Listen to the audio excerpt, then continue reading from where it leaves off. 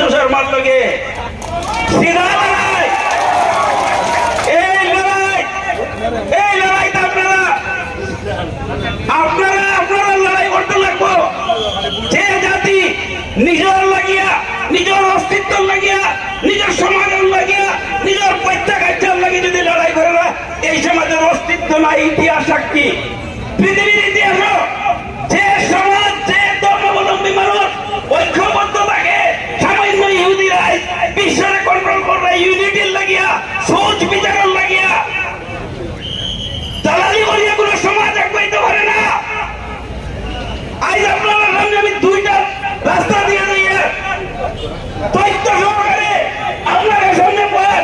যে মানুষ, যে ব্যক্তি, আমরা নবী বাবার হযরত মোল্লা বদরুদ্দিন আজমল সাহেব গত 10 বছরে বলতে পারেন আজমল কবে কিতা করছে, এমনি বানাইয়া বিজেপি আইছে।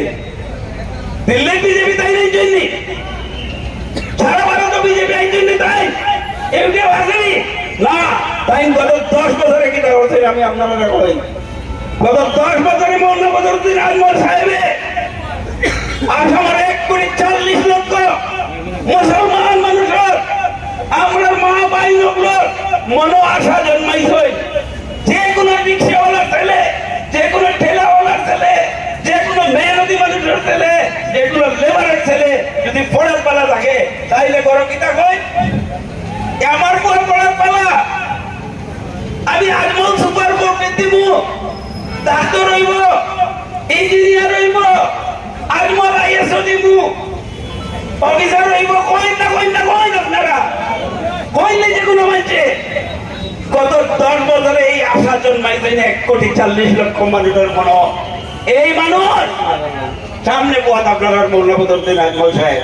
আমি চ্যালেঞ্জ করি আর প্রকাশ্য সবাই ফেসবুক লাইভ,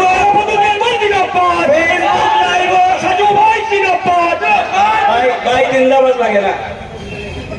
আপনারা ফেসবুক লাইভ সাংবাদিক আছেন সামনে, আমি দিল থাকি মাতিয়া গত 70 বছরের ভিতরে এই পরাক্তলিতে, এই আসামও কোন নেতায় একটা স্কুল খুলিয়ে 5 জন ছাত্ররে গরিব মানুষকে ডাক্তার ইঞ্জিনিয়ার বানাইছেন, এলে কোনো রেকর্ড আছে নি? চাই হিন্দু মুসলিম যে কোনো নেতা না, নাই। যদি আজমল সাহেবে আমরা সঠিক দিশা দেন, সঠিক পথে চলার পথ দেন, সমাজে কিভাবে চললে এক হয়ে যাইব এটা চিন্তা করেন। যে নেতৃত্ব সমাজের দিনে দেয়, এই সমাজ কোন জায়গাটা ছিল 10 বছর আগে? বরাকবাড়ি ছাড়া আসামের প্রত্যন্ত অঞ্চল শিক্ষার কোনো দিয়েছিল না। বদরুদ্দিন আজমল সাহেব আসাম প্রথম চরে চরে শিক্ষা, ঘরে ঘরে শিক্ষা স্লোগান। এই মোল্লা বদরুদ্দিন আজমল সাহেব আসামের মাদ্রাসারে সুসংগঠিত করিয়া মাদ্রাসা শিক্ষার আধুনিকরণের ব্যবস্থা করতেন গত 10 বছর 15 বছরে। এই মোল্লা বদরুদ্দিন আজমল সাহেব আসাম একমাত্র ব্যক্তি যে জমিয়ত আহলে সুন্নাত ওয়াল জামাতের এক প্ল্যাটফর্ম, একটা আছে, এক মঞ্চ দাঁড়িয়ে সমস্ত আলিম উলামার একখানো করছেন মোল্লা বদরুদ্দিন আজমল সাহেবকে, সমাজে একখানো করছেন।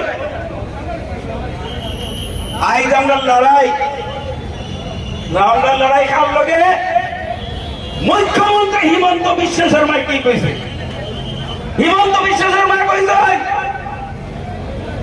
যে আপনারা হয়ে যায়, মুখ্যমন্ত্রী হিমন্ত বিশ্ব শর্মা কইছে আমার মুখর কথা না, হিমন্ত বিশ্ব শর্মার মুখর কথা যে মই 24খন মেডিকেল কলেজ বনাই আছো, 12খানৰ কাম ষ্টাৰ্ট হৈ গ'ল। মই যেতিয়া মেডিকেল কলেজত যাওঁ তেতিয়া মোৰ গা বেজ বেজাই যায়, চাৰিওফালে দেখো মিয়া ল'ৰা ছোৱালীয়ে ডক্টৰ হৈ আছে। এই আজমলে সুপার কোর্টে খুলি শৈক্ষিক জিহাদ আরম্ভ করেছে, এই কথা আমার না, মুখ্যমন্ত্রী হিমন্ত বিশ্ব শর্মা।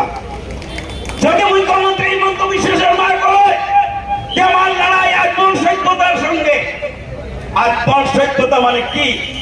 আপনার কথা আমার কথা আরো স্পষ্ট করিয়া যখন সাংবাদিকে জিজ্ঞাসিল আজমল সভ্যতা মানে কি, মুখ্যমন্ত্রী বুঝলা যে আজমল সভ্যতা মানে সব খালেকো আজমল সভ্যতার ভিতরত পড়ে।